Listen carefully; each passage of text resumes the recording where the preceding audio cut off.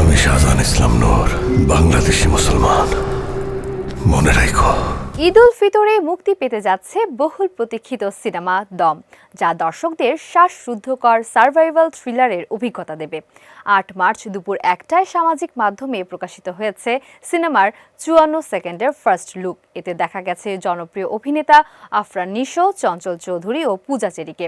বিভিন্ন দৃশ্যে ব্যবহৃত ব্যাকগ্রাউন্ড মিউজিক দর্শকদের কৌতূহল এবং উত্তেজনা বাড়িয়েছে। টিজারটি শুরু হয় পাহাড় ঘেরা প্রান্তরের সূর্যোদয়ের কোমল আলোতে, কিন্তু মুহূর্তেই পরিপূর্ণ হয়ে ওঠে অদৃশ্য বিপদে। ক্লান্ত, রুগ্ন ও উদ্বিগ্ন লোকে দেখা গেছে নিশোকে।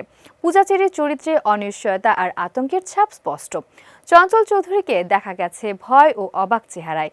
প্রতিটি দৃশ্য দর্শকদের প্রশ্ন জাগাচ্ছে, কে পালাচ্ছে, কে তাড়া করছে, আর শেষ পর্যন্ত বেঁচে থাকার সুযোগ কার হাতে থাকবে।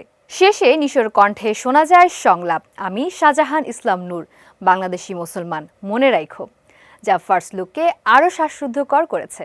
সিনেমার নির্মাতা রেদওয়ান রনি বলেন, দম এখন আর আমাদের সিনেমা নেই, এটা এখন সবার। দর্শকদের প্রত্যাশা পূরণ করতে পারলেই আমাদের সার্থকতা। তিনি আরও বলেন, ফার্স্ট লুকটি সিনেমাটির একটি সারাংশ মাত্র।